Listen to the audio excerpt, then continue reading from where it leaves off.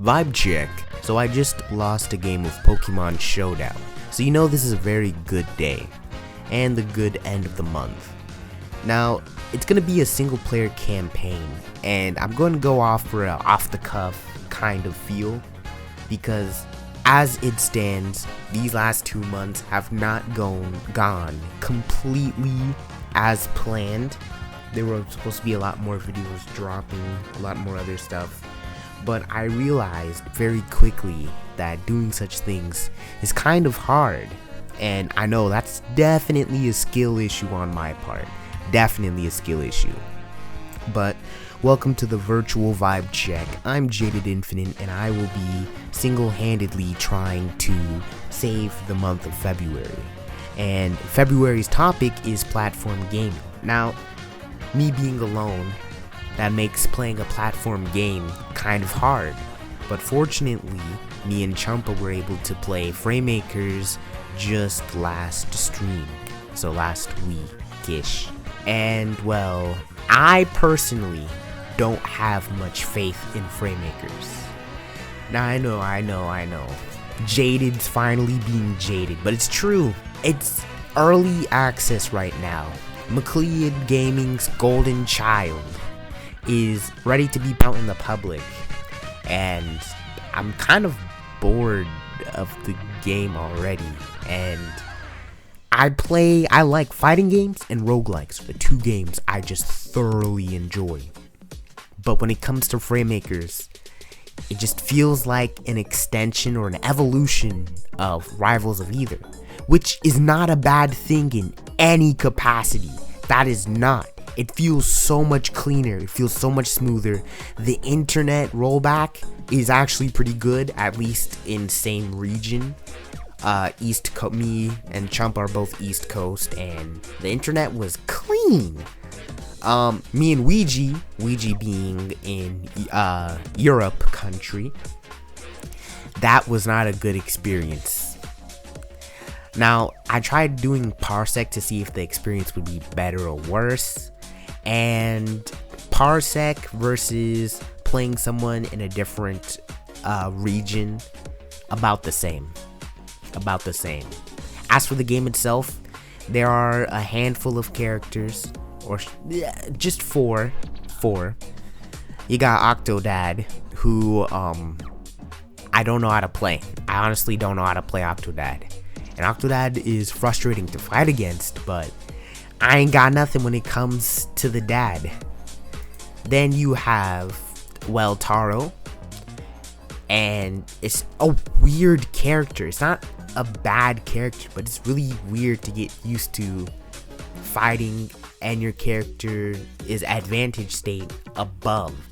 And because of that, the character I main is Commander Video. You know, I'm gonna point out, there is a Twitch robot also called Commander Video. So whenever I mention Commander Video, I get confused between the two and trying to make sure I'm not trying to say the wrong thing. But that's besides the point. Commander Video has to be the most fun character out of all of them right now. Of course, I don't play Orcane. I choose not to play Orcane because Orcane looks like Orcane. End of story there. Commander Video, though, has a hearty handfuls of all the character moves that I like. It has Tetris down smash. It has a projectile that reaches across the whole screen like Rob, except I can use it in 4 directions. I miss angling it like Rob, but you know what? I'm fine. Really fast character, has a nice little slide side B. It's fun. It's just a fun character to play. Still slightly weird, but probably the most normal character in the roster right now. And as of right now, Fraymakers is supposedly going to be in early access for 2 years, which again is not a bad thing. What is a concern for me though is the player base of Fraymakers. Right now there's 4 characters, and 3 of those characters I would say are really weird. They're not like your Mario, your your Kirby, your Bowser, your Link. They have interesting, like, they have very specific play styles for people who are probably experienced playing with them. Me, again, skill issue here, but I just haven't clicked with any of them, except for Commander Video, but it's still kind of a sorta kinda, we'll have to truce for now until other characters come. I will say the best part of Fraymakers is the modding scene. And there aren't that many mods right now, or I would say there aren't that many finished mods, but the ability to mod the game is really nice, and the fact that only one person needs the mods to play the game, except for very specific things like assists and stages, which honestly, the fact that it prompts you and asks you, hey, do you want to download this stage? Do you want to download this assist that you can use later? I'm very happy with that. Fraymakers really has nailed a few things that, like the small conveniences of life that really make you feel happy. Like, this auto saves your last skin and player and assist. What other game does that? What other fighting game does that? Because I don't know. I know Dragon Ball FighterZ, you can save character teams, which pretty decent, but I feel like that was more out of necessity because you'd go crazy trying to keep picking 3 each time, unless you're just goated like that. Smash has never done that. Smash Flash doesn't do that either. Actually, Rivals of Aether also does that. I take that back and I'm sorry. But most fighting games just don't do that, and that's just a small thing that feels really nice. Now, the game still is in development, but there are other quality of life features that they could have added that's not in the game right now. Like, there's no training mode, and the training mode that they do have is kind of just like a sandbag arena, and it just has the ability to reset stage, I guess. But there's a whole bunch of other options that I feel would be nice to have to control the CPU. Another thing is the fact that there's no training room when a match is loading, and Fraymakers can take a second to load. While the connection between games is clean, the connection before that takes a second. It takes a second. Either is faster, which unfortunately the easiest comparisons to make is Rivals of Aether and Smash Flash 2. For obvious reasons, but it's getting there, I guess. It's getting there. I don't think that the amount of characters there are right now is going to do Fraymakers any services in the future. It's 4 characters, and without the mods, the game just has a lot less to go off of. If there were character only mods banned tournaments right now, I think that'd get boring too. I really do. This game right now really needs mods, and I don't think it should in the future. And I know this is in early access, but it's in development. But the characters that are released, I mean, Champa didn't think it was a problem, but I think it's a bit odd that there's still, all the animations for the 4 characters aren't there by now. If they were going to go with like half and half, right? Half of the animations are still kind of like the storyboarding. I feel like they could have made more characters with that storyboarding style, because like Champa said, it's kind of charming. I think it's kind of like, it just irks me at time, but I'm kind of a strange one, you know? It just irks me. Like, suddenly my character is pen strokes. Now, some movements for Octodad, it looks really smooth, but animations could also look really smooth as well. Another thing I'm thinking about, and another thing I really hope Fraymakers is going to do, is have bigger indie game names in the roster. Like, if you take a second to think about it, some of the assists are more desirable as characters than the first 4 that are going out. Granted, when the game first was in a concept, maybe they had already had an idea of what characters, maybe they already got the permission, but they have Peppino in the assists. Peppino, if you haven't played Pizza Tower, please do. It's a fun game. I don't own the game myself, but I mooched off of my friend's account to play it, and I can confirm that it's a fun game. Put Peppino Pizza in the game, please. Or easiest one here, Among Us Man, crewmate. I don't think anyone can not live off of Among Us clout. At least for now. Among Us might fall off eventually.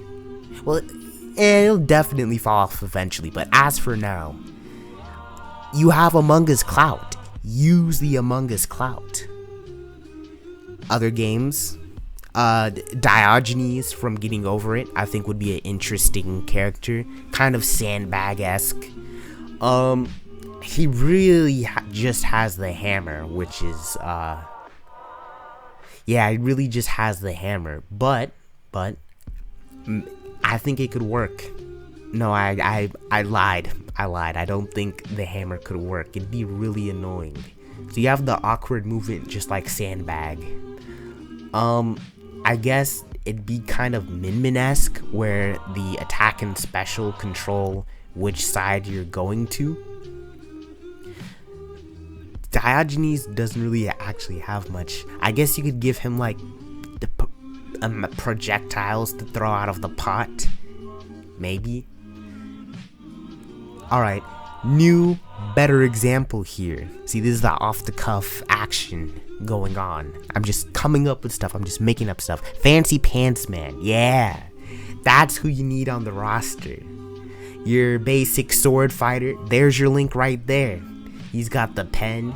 He's got the will. He's got the way. Projectiles off the hook. Fancy Pants Man is known for his kicking, his platforming. Mario meets Link. That's the kind of guy you need on the roster. You don't need, once again, Orcane, who I refuse to play for various reasons. And, well, I've sunk in 7 hours into the game.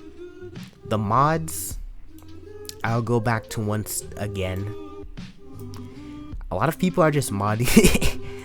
They're either modding characters that, already existed in past mods, or Smash Flash 2 characters.